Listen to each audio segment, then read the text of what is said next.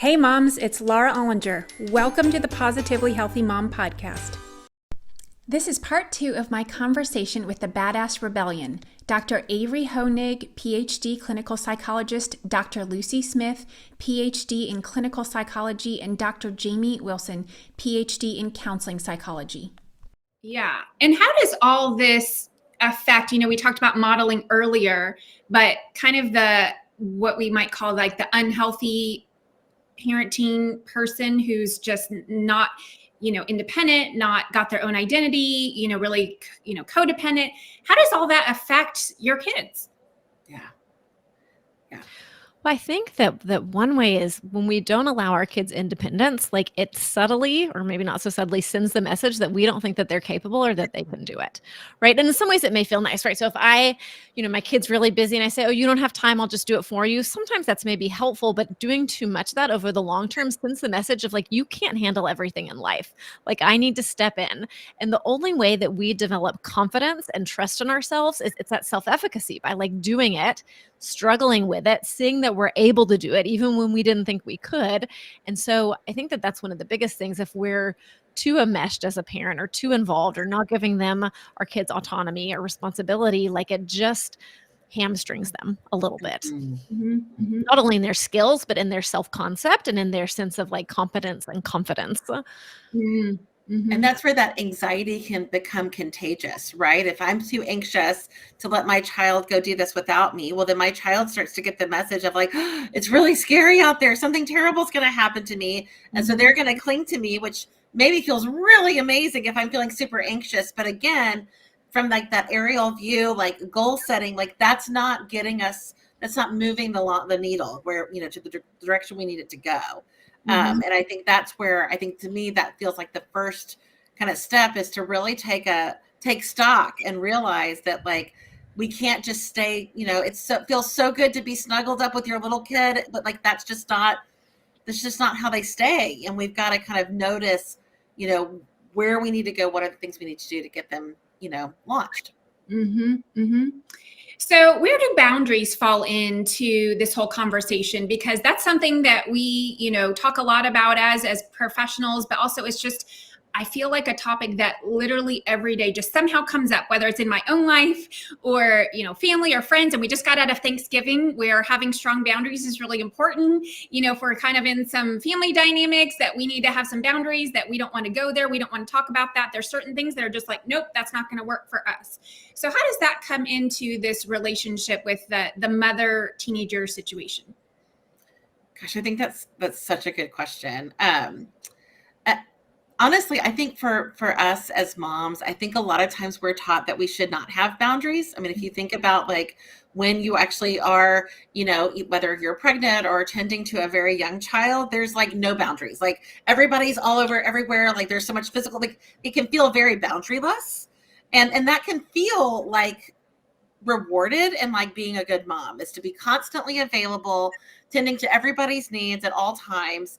And that is something that I think I'm so glad you brought that up, because I think that's something that we can start to model very early on, that we are humans that have needs. And whether that's a need for some quiet, to take a breath, or need to take a shower, or need to whatever it might be, tend to yourself and train for a marathon, whatever it might be.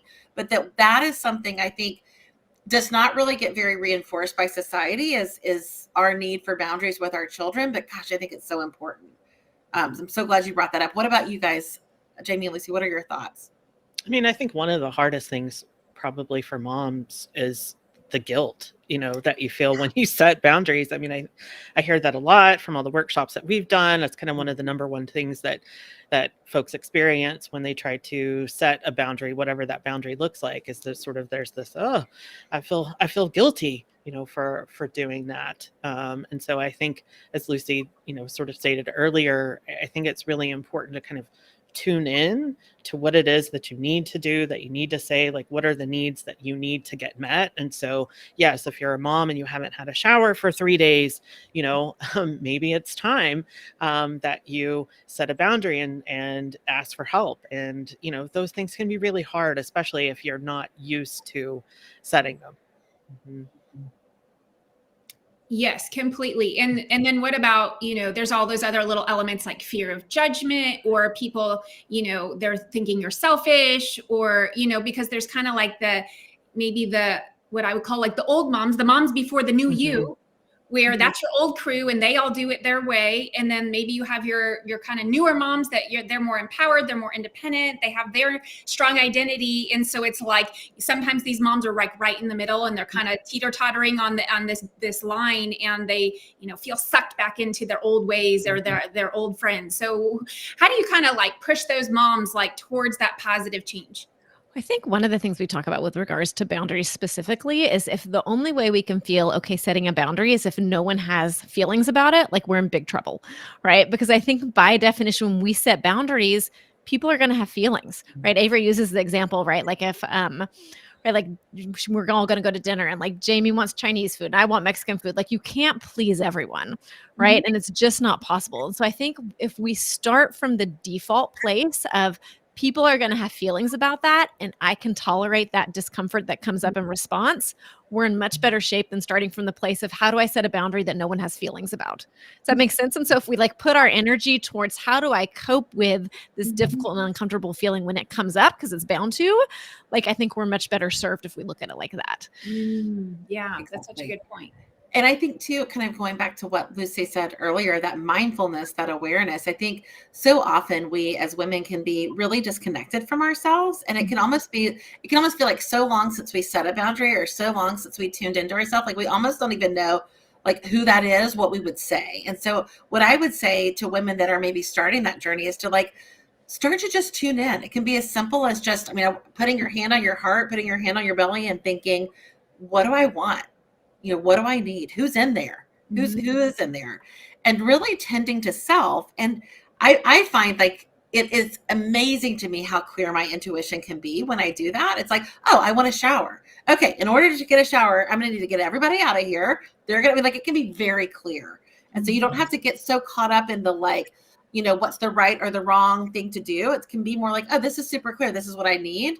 And then to Lucy's point, I can deal with you being disappointed, or you being judgy, or because I'm really clear that I'm doing what feels necessary, what feels like the right thing for me to do. Right. I can deal with it, but I don't have to be responsible for it. That's right. That's right. Love that.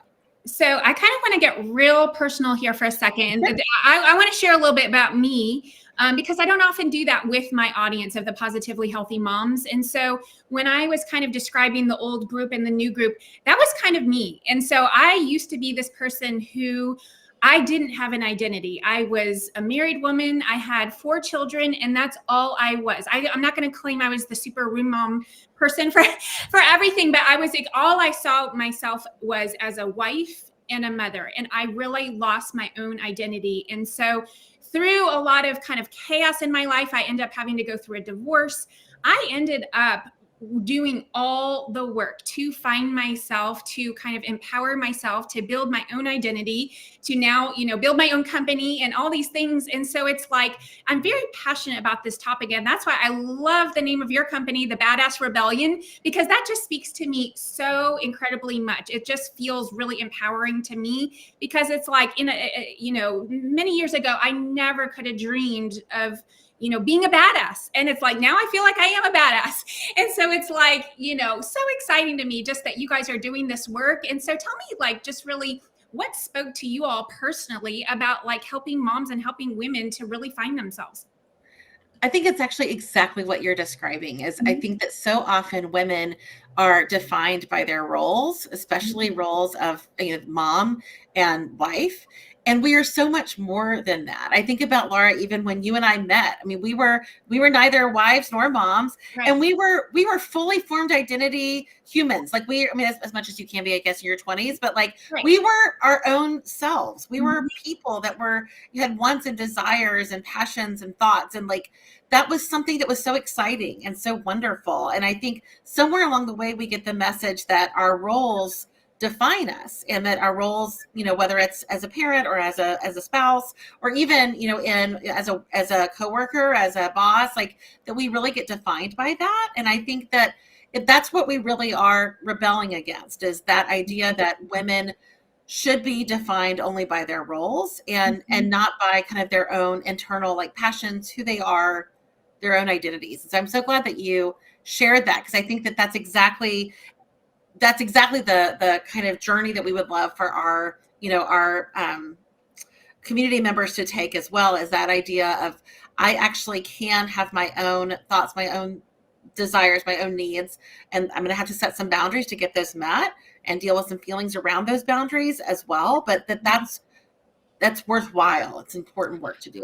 Well, and I think part of the motivation for us, and I won't speak on your behalf, Jamie and Avery, but like there's this personal piece, right? So I think all of us, are wives and mothers, and then we're in the mental health field where you are literally trained to like make yourself obscure, like not part of the equation almost. So to like, to in favor of like your client in the room, you're kind of taught that. And so I think most of the three of us maybe felt like along the way kind of losing parts of ourselves. And I think part of this project that we started when we started the podcast was, how do we bring in these other areas of our life that have been dormant, that seem exciting and collaborative and creative, this whole other part, and how do we start to integrate some of that? So I think that was really like a personal motivator for us in this project too.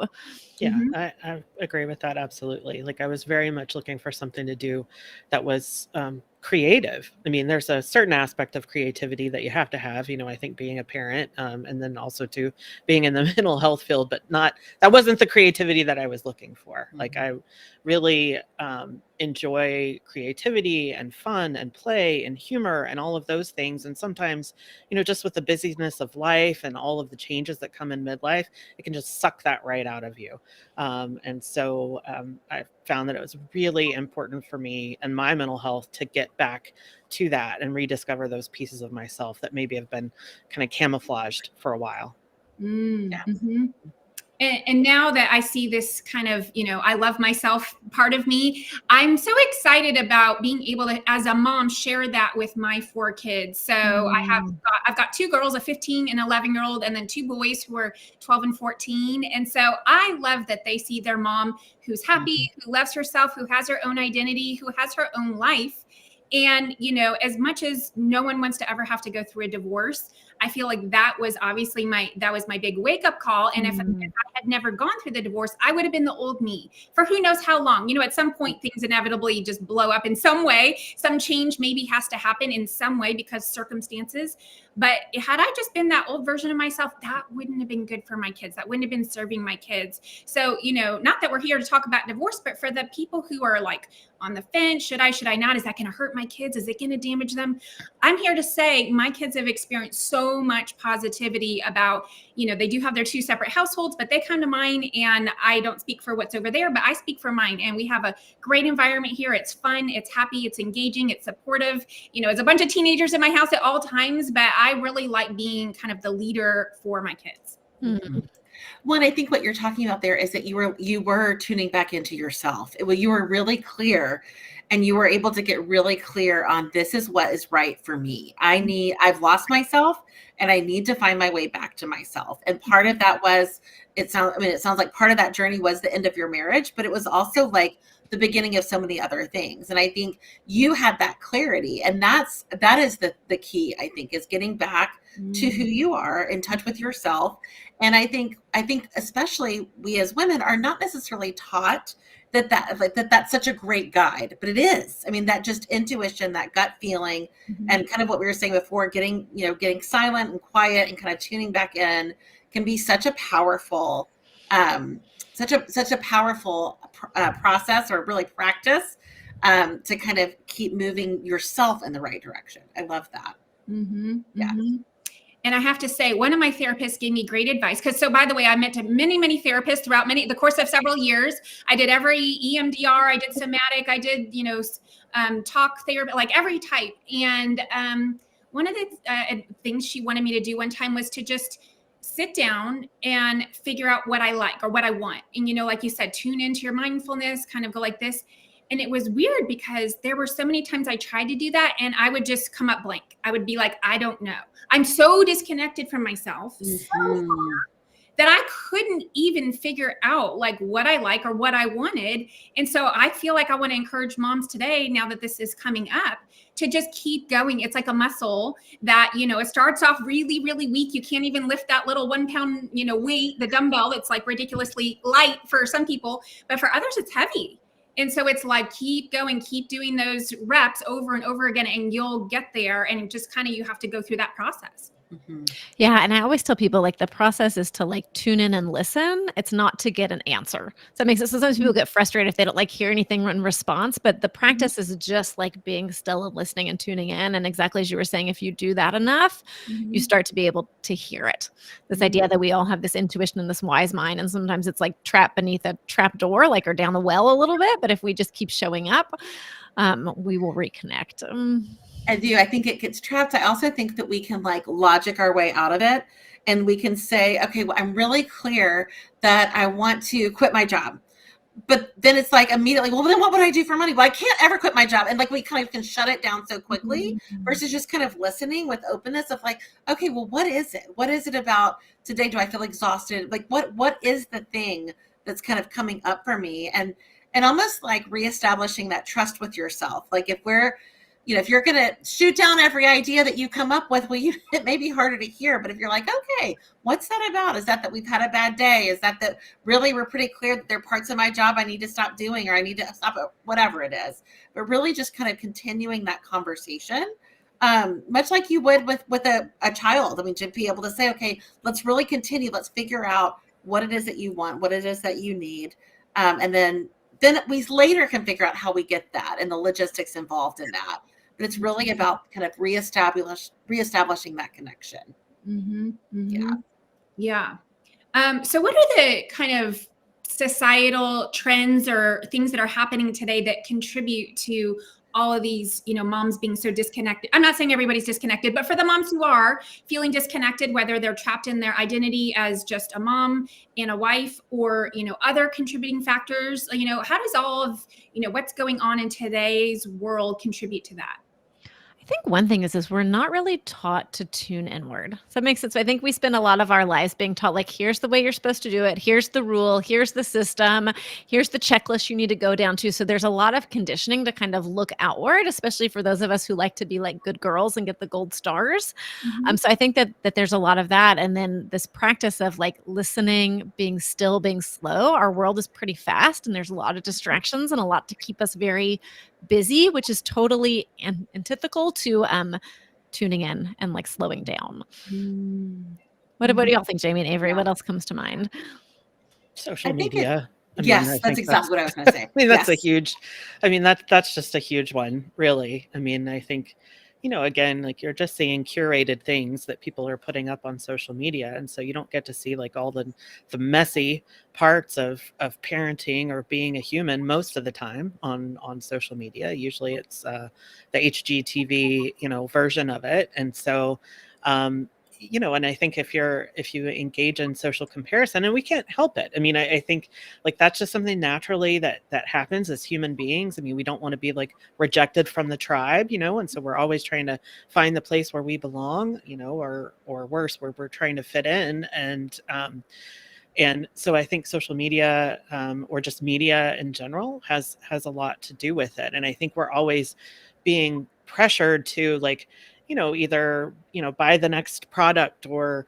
purchase this book, or, listen to, this or that particular expert. And sometimes that can really like, while some of that is great, if we're really trying to seek out knowledge, I think other times it can cause us to second guess ourselves. And then we're reliant on other people who aren't necessarily in touch with like our unique individual situation that would be right for us. Exactly. Well, it's another way that it pulls us outside of ourselves, right? That it pulls our focus external rather than internal. Right. And another image we've talked about before is this idea of like taking your other people's temperature to determine if you're sick. So if I was like, okay, I think I'm cold. Is it cold in here, Lucy? Are you cold, Jamie? How about you, Laura? Are you cold? And you were, it doesn't really matter if I'm cold. That's information I can have just with me. Right. And so that I love that image of like taking everybody else's temperature when really, you got to put the thermometer in your own mouth to determine if you're sick.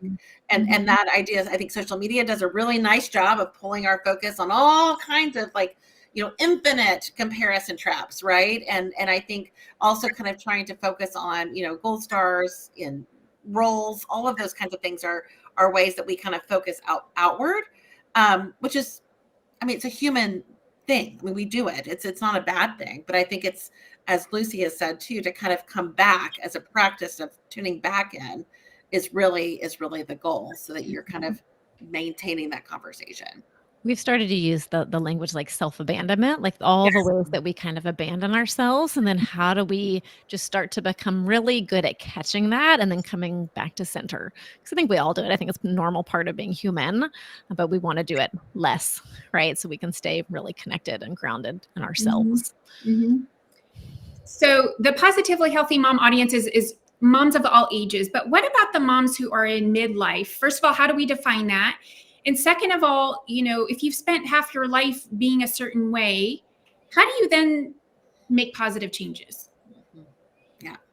So I think, I would define midlife. If you feel like you're in midlife, you're in midlife. I think in general, it's right around like 35 to 40 to like 50 to 65. Yeah. 50 to 65. Yeah. And I think that probably, it probably starts like that kind of midlife awakening can kind of start in your late 30s, early 40s.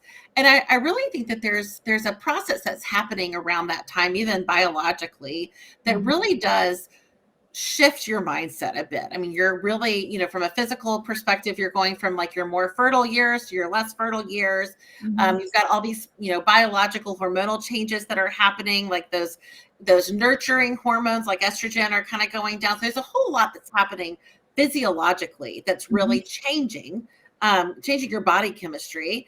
I think there's also a lot that happens like socially. That really you're going from this part of your life where the pressure is to, get married, get a house, get your family, that there's not really this clear, distinct path of like, checkpoints that you're supposed to be meeting. And so for some people, it can feel almost like the rug's been pulled out from under them. Like, what am I supposed to do now? I've checked all my boxes. I'm out of boxes. For some people, it can feel like an amazing freedom. A lot of us are kind of somewhere in the middle. And so I think it's really just, acknowledging that, one, that's okay. That's what it's supposed to happen. You're supposed to kind of move into this other chapter of your life where really you do get to tend to yourself in a different way. And I think that mindfulness, meditation is huge, but that kind of coming back to yourself is such a great guide. What would you guys add, Lucy and Jamie?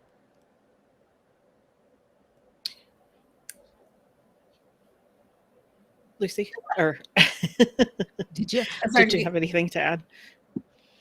No, Laura, what was the second part of your question? It was with making positive changes. How do you encourage people to make positive changes? Yeah, if they come to you and they're in a rut and they're feeling sad, like, where you can, just like Avery just said, we're losing our kind of youthfulness and we're in midlife, and that can be kind of depressing. Like, how do you encourage people to kind of embrace that positive side of themselves? So I think one is just to normalize it, like to know you're not alone. There's such power in being able to put words to something, like here's what it is, and we're not alone in it. And then like, what are the possibilities? Because I think we could look at it as like the end of something and it's all downhill, right? But I think part of what we're wanting to rebel against are those narratives that the best years are behind you. And so how do we start to reframe it differently? Yeah, absolutely. And I would say it's like both and, right? You're going to grieve some stuff, I grieve like I'm not having kids anymore, and there's freedom with that, so I think it's embracing both parts, not shooting past the grief or the loss or the disappointment sometimes with getting older, but also too,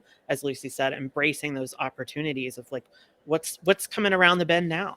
That's right. And that's what we really want to do at the Badass Rebellion, is to really offer a community and space to do that. And to, like, one of our favorite phrases is to let it all belong. Let all the feelings, all the experiences belong. And rather than meeting them with fear, anxiety of like, there's something wrong, to be able to kind of soften and process and accept maybe some of the disappointments, but also, to become excited about the things that can happen in the future. I think all this stuff goes just really well together, beautifully, because it's just like I'm imagining I'm no longer, putting myself in this position in these shoes, but in the old, actually, maybe the old me would have been a great version of this where, I'm aging, I'm losing some of my youthfulness. And maybe before that was how I got my attention from my husband or from society or from social media. Right. And now it's like, whoa, what's inside of that? Because, the whole world does care about, physical image, but we live in Texas, and Texas is big on, physical appearance. So, as kind of a last thought, how could you encourage moms to just go inside and to love themselves? Sure. I mean, I think that one of my favorite ways to do that is to think about the people that I love and to think about how little that has to do with their physical appearance. I mean, I love Lucy and Jamie, and that has nothing to do with the way that they look. It has everything to do with who they are in the world. And if that's why I love them, that's probably why they love me too. So I think that can really kind of change that angle a little bit. I think that's great. That's such a great point. So, okay, one last time, tell us how everyone can find you again. Sure, we're the Badass Rebellion, and you can just find all of our information on our website. It's badassrebellion.com, and you can get on our email list. We send out emails every week that are part story, part little tips and tricks and little tidbits, and we really love those. We also have our podcast linked there, and you can kind of find out more about what we have coming up as far as offerings there as well. Very cool. Okay. Well, and I have my own free gift for everyone today, which you can go to the Positively Healthy Mom /badass, because I love that word so much. I think it's amazing. And so Lucy, Jamie, and Dr. Avery, thank you. You're all doctors, actually. Thank you so much for being here today. I really appreciate you taking the time. Thank you for listening to the Positively Healthy Mom podcast, because there's no manual for the hardest job in the world. Don't forget to subscribe and share with your friends.